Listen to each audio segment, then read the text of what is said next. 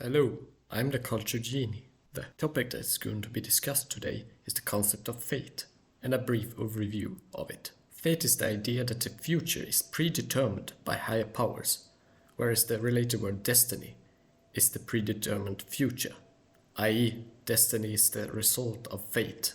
Fate is different from general determinism, that states that everything is predetermined, in that it requires a supernatural or even overworldly controlling force that makes or forces things to happen according to it. So fate has this supernatural element in it.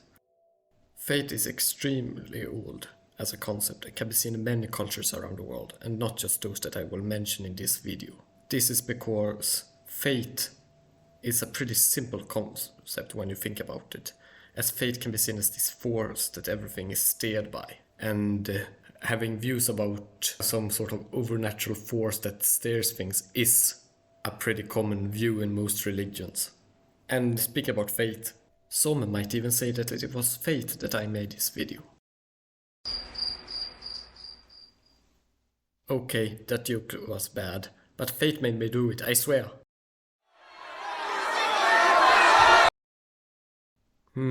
Anyway, fate is an extremely important and powerful concept. In most of the older European religions, even gods were subject to fate, not its masters. A very clear example of this would be the Nordic mythology, in how the gods, with primarily Odin, trying to escape the prophesied Ragnarok to no avail.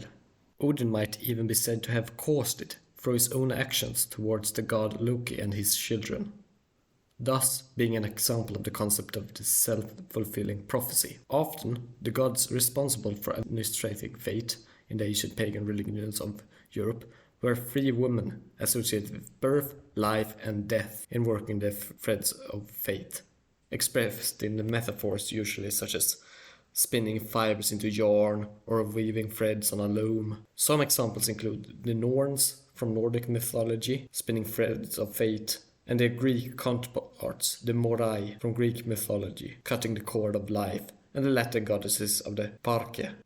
The concept of fate, the determinism that is inherent in it, is not just a question for the old European religions. The monotheistic Abrahamic religions, especially Christianity and Islam, have had long histories of trying to tackle the issue that if fate is determined by God, and thus actions are determined by God, how does free will work then? With the assumption that God has total control over everything. Which concept should be given priority? Free will or the determinism inherent in how God determines fate? This has been an ongoing struggle in Christianity, with many very different answers, with the most extreme versions being probably the Reform founder Calvin, who argued for the total subordination of free will under the predeterminism of God, even to the extent that the salvation of the soul was predetermined by God. On the opposite extreme side of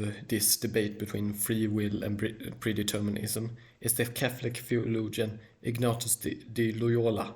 He was the founder of the Jesuits, who actually argued that salvation as a concept is only possible through the existence of free will. And he also links God giving us free will as kind of a sacrifice on God's part, which requires us to act in accordance with the faith as kind of recompense for our free will. Of course, Christianity has had a lot of various opinions regarding these matters, and there have been a lot of halfway positions between these two extremes. I just took them as two examples when it comes to fate and the determinism in God's will. As for what regards Sunni Islam, as Shia Islam is even more complex here, this was also an issue that was discussed. For you that are not in the know, God controls and knows everything within the universe as the all-powerful and all-knowing creator, and intercedes in the affairs of men several times. But the Quran also states that mankind, alongside the jinn, have the capacity of free choice.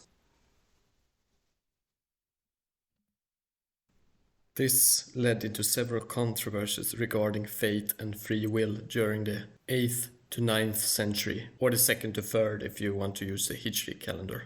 This was mainly a conflict between two ideas of thought in the beginning. First, there was the Al-Qadariya movement, that is those that were defending free will against predeterminism, though the term also sometimes applied to those with the opposite view, due to the word qadar, from which the movement derived its name, actually meaning destiny.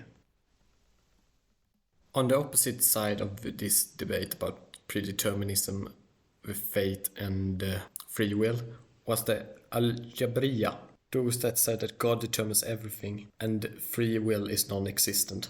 These two schools of thought, or rather movements or streams of thinking, were the main positions until what was to become the dominant traditions within Sunni Islam appeared. These were presented by the theologians Al-Ash'ari and Al-maturidi. They are originators of two of the mainline theological schools of thought within Sunni Islam to this day. The solution that they offered was to say that God controls all the actions that happen, but gives the choice of which action to choose to humanity. I.e., man might choose an action to do, but it is God that creates the action and makes it happen, and creates the reaction to it. God has thus complete control of everything that happens, and this does not challenge his omnipotence. Now some of you might think, but what about free will as an action? Here the two theologians diverge. Al-Ash'ari separates free will from other actions, as it does not exist as an effect in the world by itself, and is thus not an action, according to his definition of action. Al-maturidi is a bit more complicated, and he argues about the definition of free will, determinism, and omnipotence, and that just like omnipotence must work within reason without contradiction, so must a certain definition of free will work within the determinism of the omnipotence of God without contradiction. I will not present the entire argument from Al-Maturidi, but suffice to say it's quite complex. Ultimately, Al-Maturidi comes to the same conclusion as Al-Ash'ari, that is to say, there is no contradiction between free will and God's determinism, i.e. the fate determined by God. Thus, they both come to a compromising position between the existence of fate and free will. As I stated before, the belief in fate is widespread among several cultures. The concept of fate is even alive among people that might otherwise claim that they are not religious. For example, the popularity of horoscopes in the newspapers of even extremely secular and atheistic countries like Sweden. Determining one's future through the use of stars is a belief in destiny, as the stars are signs of what is going to happen due to some supernatural correlations between the stars and your future. This demonstrates at least that there exists some sort of minor religious idea of fate, even among rather secular persons, at least in this example. Fate is also an important narrative tool that can be seen in many genres and works, even modern ones. Prophecies, future sight, destined love, and divine will acting in various stories, influencing events, are all examples of fate at work. How many stories have you in my audience encountered where happenings were ascribed to fate?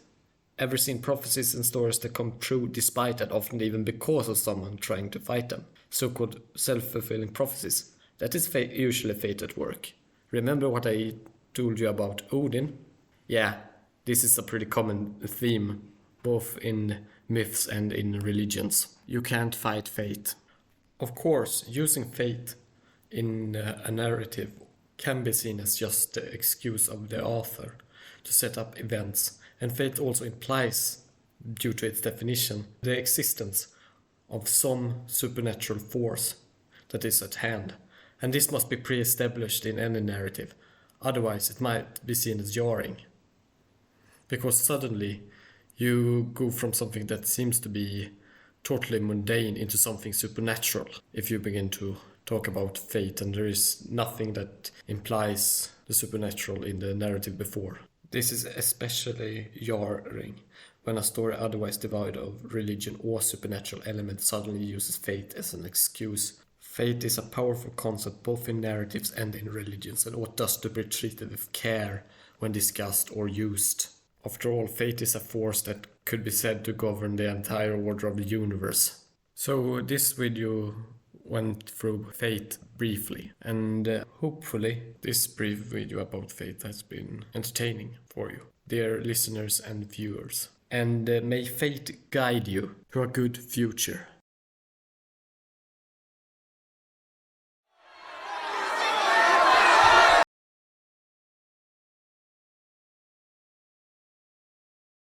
Please do subscribe, as it would help the channel spread awareness about the humanities. اشترك بالقناة من فضلكم.